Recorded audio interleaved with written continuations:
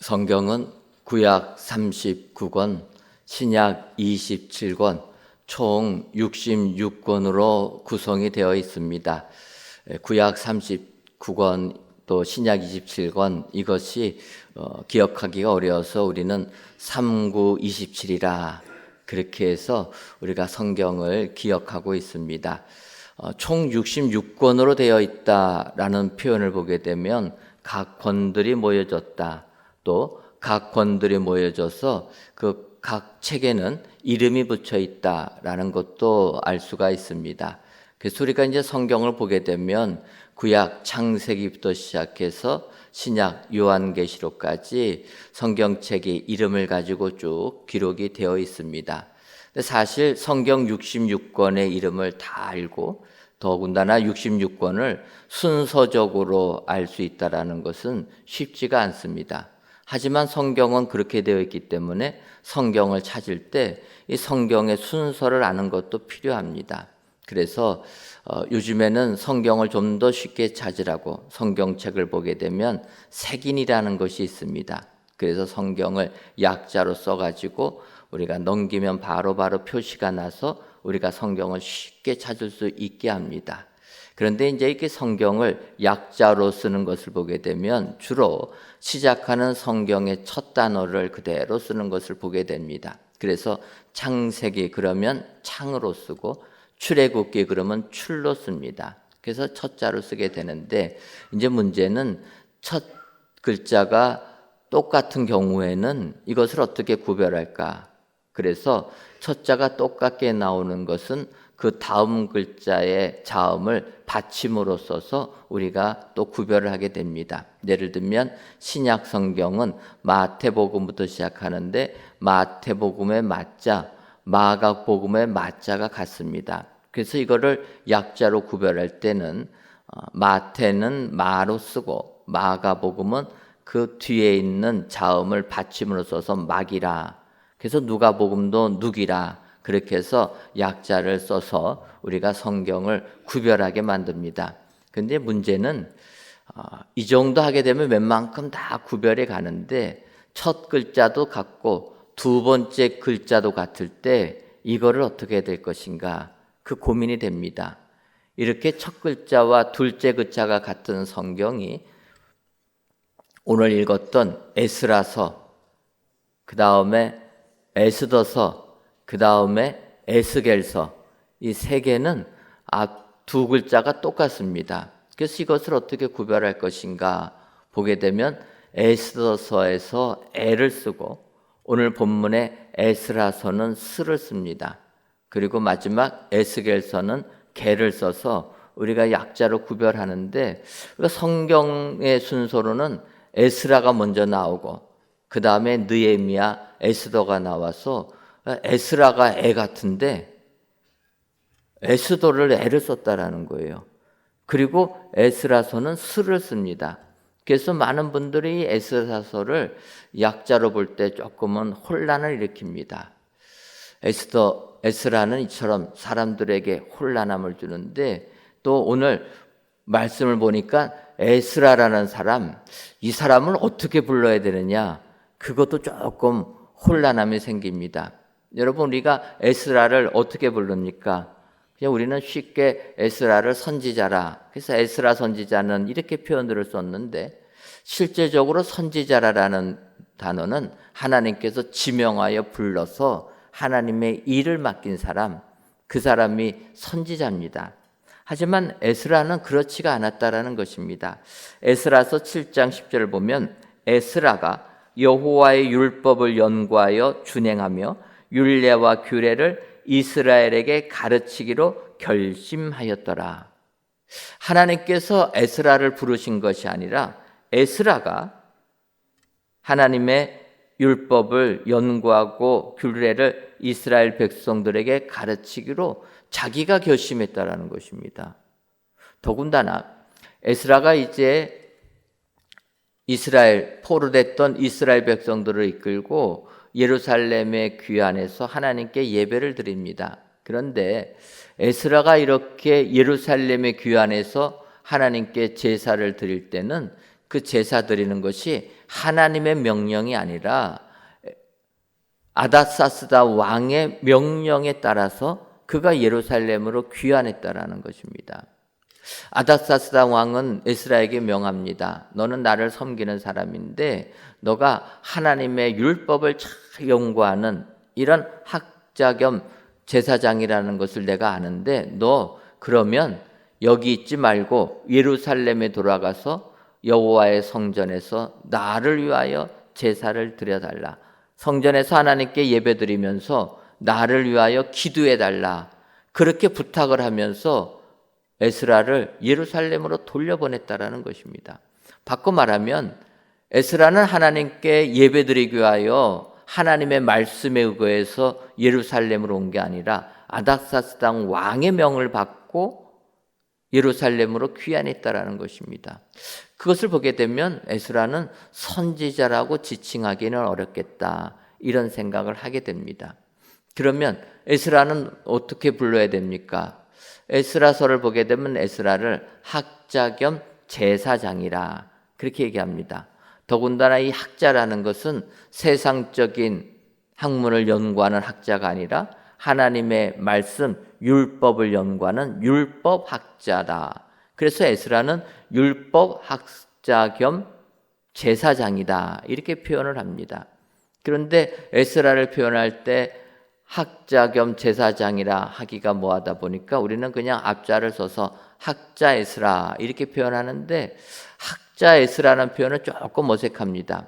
왜냐하면 이전 개역 성경에서는 학사 에스라라 그렇게 표현했기 때문에 어찌 보면은 학사 에스라가 더 우리에게 친숙한 용어다 이런 생각을 하게 됩니다. 제가 자꾸 이 말씀 드리는 건 에스라서를 말씀을 증거하려고 에스라를 보니까 혼란함만 생긴다라는 것입니다.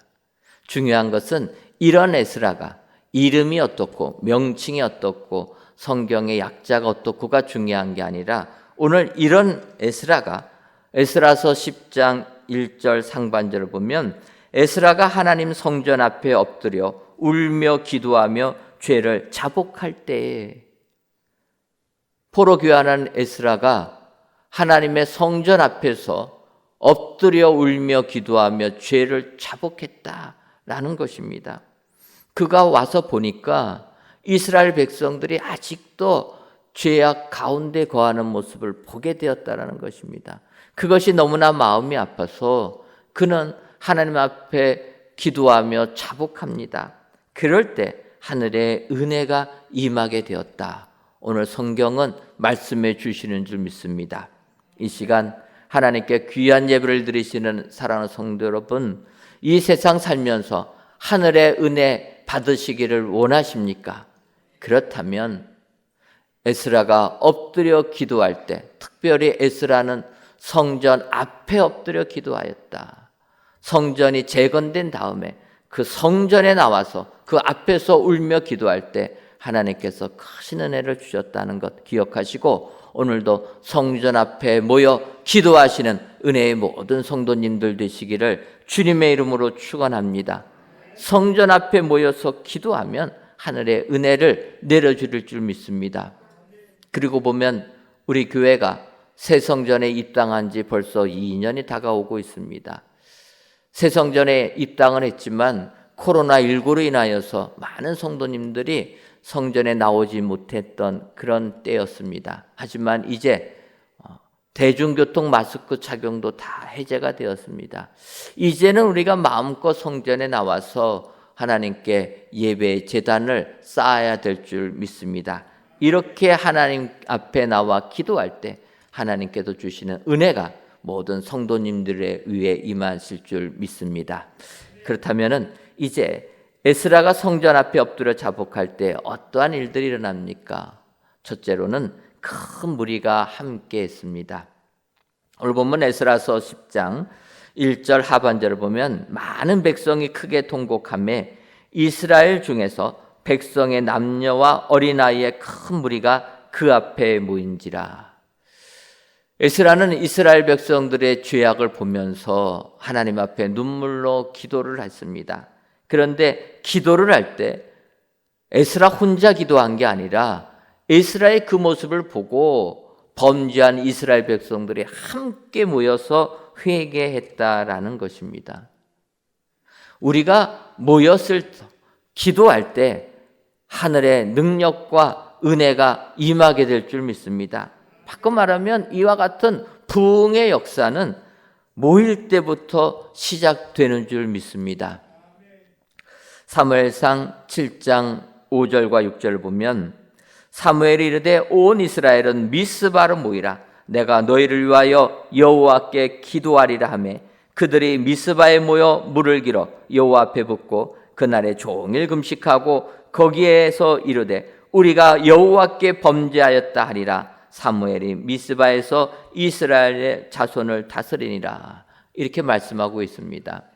사무엘 선지자가 이스라엘 백성들에게 말한 것입니다. 온 이스라엘은 미스바로 모이라. 우리가 미스바 영적 대각성 운동이라 표현하는 이 부분입니다.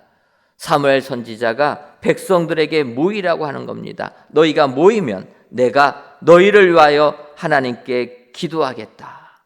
그럴 때 이스라엘 백성들 사무엘 선지자의 말을 듣고 미스바로 모였다라는 것입니다. 모여서 어떻게 합니까? 그날 종일 금식하고 거기에서 이르되 우리가 여호와께 범죄하였다, 회개했다라는 것입니다. 그러할 때 하늘의 크신 은혜가 그 미스바에 모인 모든 성도들에게 임하게 된 줄 믿습니다. 여러분, 부흥은 모일 때부터 시작하는 줄 믿습니다. 아시는 것처럼 오늘 저녁부터 보험 부흥성회가 시작합니다. 보험 부흥성회 모여야지 우리가 하늘의 은혜를 체험하게 되는 줄 믿습니다. 그런데 여러분, 이렇게 우리가 은혜의 잔치를 벌일 때 사탄은 항상 회방한다라는 것입니다. 이스라엘 백성들 미스바에 모여서 회개하고 하늘의 은혜를 받는 그 찰나 블레셋 나라가 쳐들어왔다라는 것입니다. 이어지는 사무엘상 7장 7절을 보면 이스라엘 자손이 미스바에 모였다 함을 블레셋 사람들이 듣고 그들의 방백들이 이스라엘을 치러 올라온지라. 이스라엘 자손들이 듣고 블레셋 사람들을 두려워하여. 이렇게 얘기합니다. 이스라엘 백성들이 미스바에 모인 것은 하나님 앞에 죄를 자복하고 회개하기 위하여서 모였습니다. 그런데 이스라엘 백성들이 모인 것을 보고 블레셋 사람들은 이스라엘 나라가 자기네 나라 쳐들어오려고 모였다, 그렇게 착각을 하고 먼저 공격을 당하면 안 되니 우리가 먼저 선제 공격하자 해가지고 이스라엘 나라로 쳐들어왔다라는 것입니다. 이것은 지금 이 시대도 마찬가지입니다. 우리가 모여서 하나님의 은혜를 받으려고 하면 꼭 사탄의 방해가 있다라는 거예요. 그러지 않습니까? 하나님께 예배당에 드리려고 우리가 집을 나서는 순간 유혹이 오지 않습니까? 갑자기 일이 생기는 겁니다. 잘 달려가던 자동차가 고장이 난다라는 거예요. 예배 드리려고 하는데, 은혜 받으려고 하는데 오히려 우리에게 어려운 일이 닥치는 것입니다. 여러분, 이것을 이겨야 되는 줄 믿습니다. 오늘 저녁에 부흥성에 참여해서 은혜 받으려고 하면 꼭 다른 일이 생길 겁니다. 이겨야 된다라는 거예요. 사탄은 유혹합니다. 왜? 우리가 하나님 앞에 은혜 받는 것 원치 않기 때문에. 이스라엘 백성들이 미스바에 모이니까 블레셋 나라가 쳐들어왔다라는 거예요. 그런데 여러분, 그들이 모여서 기도하니까 블레셋 나라 쳐들어왔지만 능력이 안 되는 이스라엘 백성들 그 블레셋을 물리쳤다라는 겁니다. 그래서 사무엘 선지자가 이긴 다음에 12절을 보면 사무엘이 돌을 취하여 미스바와 센 사이에 세워 이르되 여호와께서 여기까지 우리를 도우셨다 하고 그 이름을 에베네셀이라 하니라. 이스라엘 나라는 그 직전까지만 해도 벗게 가지고 나갔다가 벗게 다 빼앗긴 패배하는 나라였습니다. 벗게가 이스라엘 땅에 돌아올 때도 그들의 능력으로 뺏은 게 아니라 블레셋 사람들에게 재앙이 내리니까 그들이 두려워서 그냥 돌려보내 주신 겁니다. 이처럼 이스라엘 나라는 사무엘 선지자가 미스바로 모일 때까지만 해도 능력이 없는 블레셋과 싸워서 이길 수 없는 이런 나라였습니다. 그런데 그들이 하나님 앞에 우리가 범죄하였다 회개할 때 그들은 도저히 이길 수 없다고 생각했던 블레셋 나라를 물리치는 축복자들이 되었다. 성경이 말씀해 주시는 줄 믿습니다. 그래서 사무엘이 이것을 기념하기 위하여 돌을 취하여서 에벤에셀이라 도움의 돌이라 칭하였다라는 것입니다. 오늘 귀한 예배를 드리시는 사랑하는 성도 여러분, 우리가 모여서 기도할 때 하늘의 은혜가 임하게 될 줄 믿습니다. 우리가 모여서 회개할 때 성령 강림의 역사가 임하게 되는 줄 믿습니다. 오늘도 에스라가 엎드려 자복할 때 큰 무리가 함께 모여 하나님께 통회하였다 기억하시고 오늘도 함께 모여 하늘의 은혜를 체험하시는 모든 성도님들 되시기를 주님의 이름으로 축원합니다. 다음으로 성전 앞에 엎드려 자복할 때 소망을 보게 됩니다. 에스라서 10장 2절을 보면 엘람 자손 중 여히엘의 아들 스가냐가 에스라에게 이르되 우리가 우리 하나님께 범죄하여 이 땅 이방 여자를 맞이하여 아내로 삼았으나 이스라엘에게 아직도 소망이 있나니 그렇게 이야기합니다. 학자 에스라가 절망 중에서 성전 앞에 울며 자복했던 것은 돌아와 보니 예루살렘에 남아있던 이스라엘 백성들이 이방 여인들과 결혼을 했다라는 것입니다. 하나님께서는 결혼을 막았는데 그들이 하나님 앞에 범죄하여서 가정을 이루었다라는 것입니다. 이것을 보고 에스라가 절망하면서 기도했다라는 것입니다. 그러면 왜 여러분 이방 여인을 아내로 맞이하였다고 이렇게 에스라는 절망을 했겠습니까? 그것은 그 시절에 이방 여인과 결혼했다라는 것은 하나님을 버린 것을 의미하기 때문이라는 것입니다. 그래서 에스라는 이방 여인과 결혼한 이스라엘 백성들을 보면서 통곡을 했다라는 것입니다. 예를 들면 우리가 아는 솔로몬 왕이 있습니다. 솔로몬은 다윗도 하지 못한 성전을 건축했던 그런 위대한 왕입니다. 다윗보다 더 넓은 영토를 차지했던, 그래서 이스라엘 역사상 가장 넓은 영토를 가졌던 부강한 나라로 만든 왕이 솔로몬 왕입니다. 우리가 아는 대로 어려서 다윗의 뒤를 이어 솔로몬이 왕이 되었을 때 솔로몬은 일천 번제를 하나님께 드립니다. 일천 번제 드리는 것을 보고 하나님이 마음이 기쁘셔서 솔로몬에게 얘기합니다. 너가 원하는 것을 말해라. 내가 들어주겠다. 그때 솔로몬이 어떻게 이야기합니까? 하나님, 저는 어린데 주께서 맡겨주신 이 많은 백성들 제가 어떻게 제대로 다스릴 수가 있겠습니까? 저에게 분별력을 주셔서 이 백성들 잘 다스리게 하옵소서. 솔로몬은 지혜를 구합니다. 그때 하나님이 지혜를 구하는 솔로몬을 보면서 너무나 마음을 흡족해 하십니다.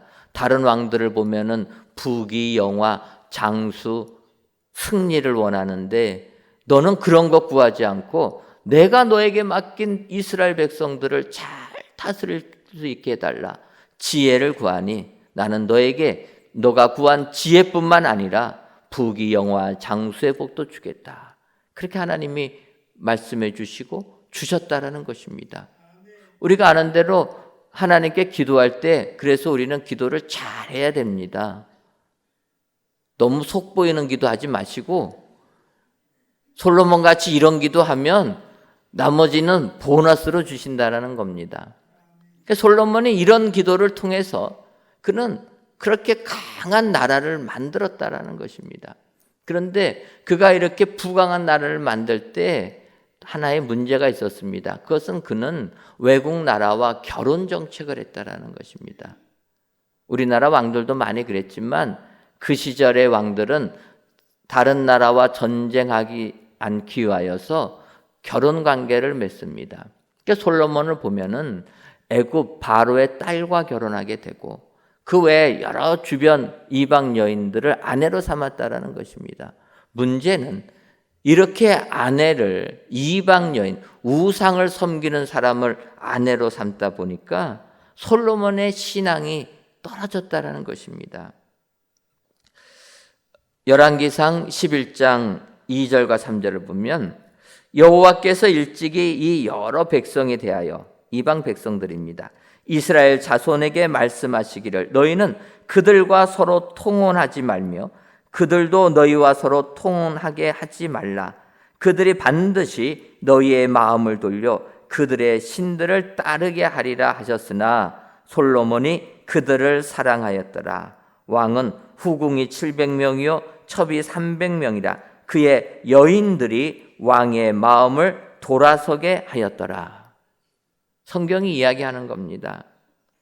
이방 여인과 결혼하지 말라 하나님이 명하셨는데 솔로몬 나라를 부강하게 하였다고 결혼 정책을 함으로 이방 여인들을 아내로 삼았다라는 것입니다. 그런데 뭐라고 얘기합니까? 솔로몬이 그 여인들을 사랑했다라는 거예요. 그러면서 왕은 후궁이 700명이요 첩이 300명이라. 여인들이 너무 많습니다.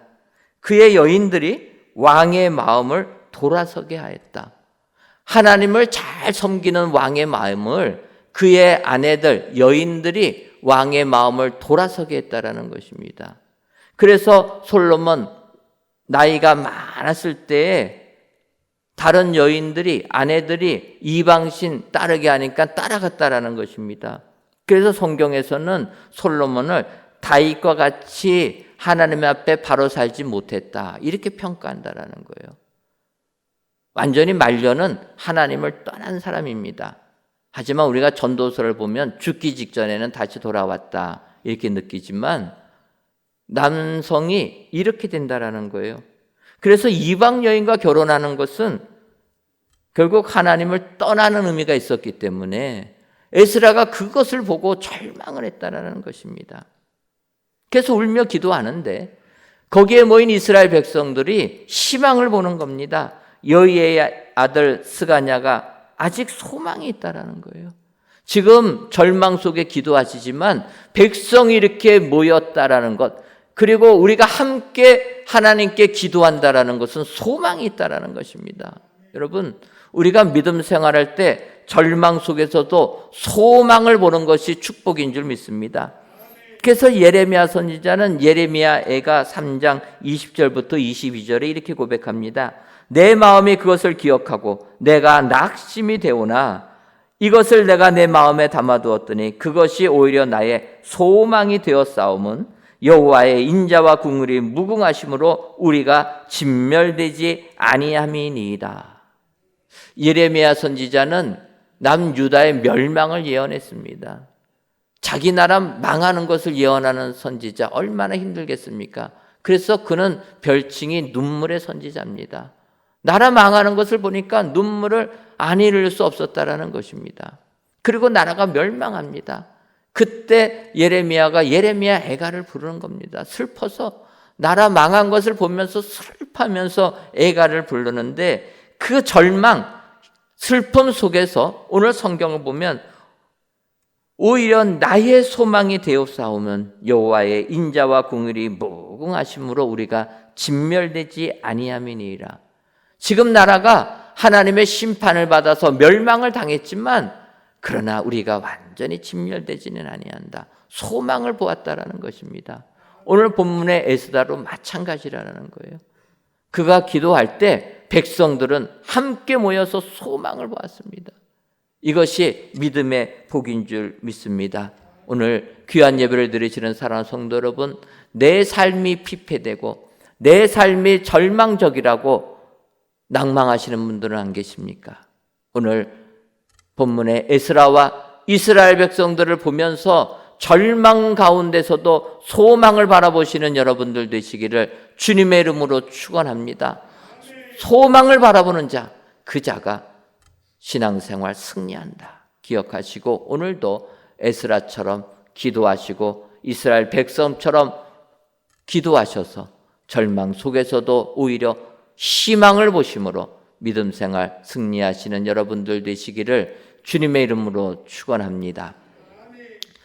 마지막으로 성전 앞에 엎드려 자복할 때 하나님과 언약을 세우게 됩니다. 에스라서 10장 3절을 보면 곧 내 주의 교훈을 따르며 우리 하나님의 명령을 떨며 준행하는 자의 가르침을 따라 이 모든 아내와 그의 소생들을 다 내보내기로 우리 하나님과 언약을 세우고 율법대로 행할 것이라. 이스라엘 백성들이 다짐하는 겁니다. 에스라의 그 자복하는 기도를 보고 함께 모여서 통곡하던 그 이스라엘 백성들이 결단을 하는 것입니다. 그래서 모든 이방인 아내 또 그의 소생들은 다 내보내겠다. 하나님께 새로운 언약을 세웠다라는 것입니다. 이것은 그들이 신앙의 결단을 했음을 의미하고 있다라는 것입니다. 어떤 분들은 이 구절로만 보고 얘기합니다. 그러면 믿지 아니하는 아내와 결혼한 사람은 이혼해야 됩니까? 여러분 어떻게 생각하십니까?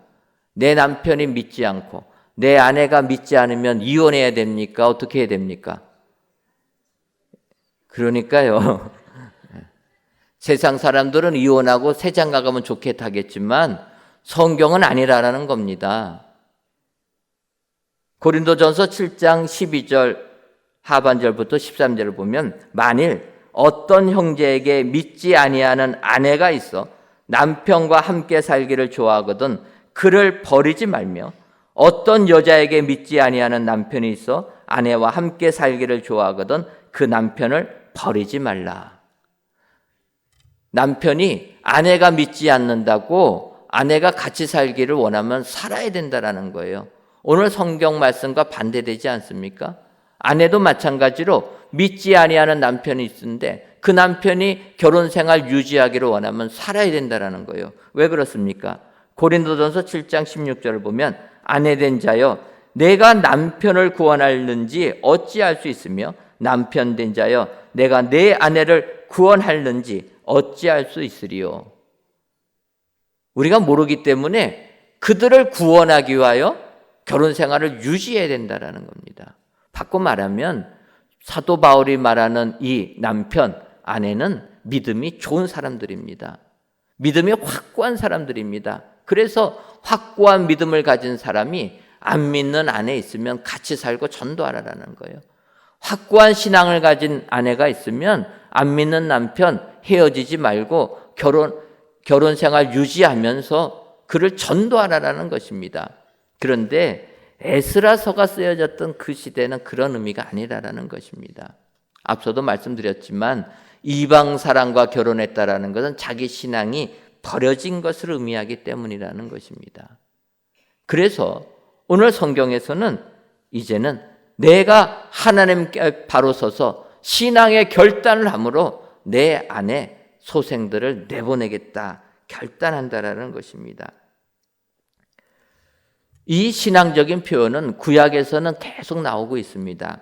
우리가 아는 대로 신명기 13장 6절을 보면은 가나안 땅 입성을 눈앞에 둔 모세가 다시 한번 이스라엘 백성, 광야 생활하던 이스라엘 백성들에게 신앙의 다짐을 할 때입니다.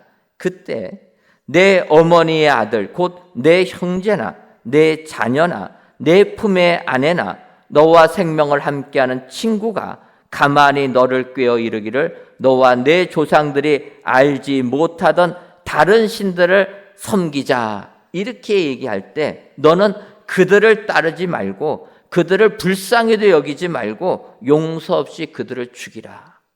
모세가 이렇게 명했다라는 것입니다. 내 형제들이 나로 하여금 하나님 말고 다른 신을 섬기자. 내 자녀가 내 품의 아내조차 하나님 믿지 말고 다른 신을 섬기자 하게 되면 모세는 강조합니다. 불쌍히 여기지 말고 죽이라. 이 말씀을 지금 받아들이면은 굉장히 어렵겠죠. 이 말씀은 신앙의 결단을 하라는 것입니다. 여러분, 이런 결단하지 아니하고 신앙 지키는 거 어렵습니다. 좋은 게 좋은 거지 하게 되면 안 됩니다. 많은 세상 사람들은 기독교를 배타적이라 하는데 우리가 배타적인 게 아니라 신앙에 결단하는 사람들이라는 것입니다. 내가 하나님 믿기 위하여서는 내 가족, 내 직장, 내 삶의 터전 버리겠다라는 겁니다.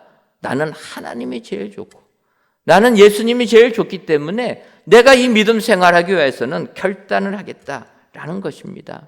지금 성전 앞에서 기도하는 에스라를 보고 온 백성들이 모여서 결단합니다. 그들은 하나님과 새 언약을 세웠다라는 거예요.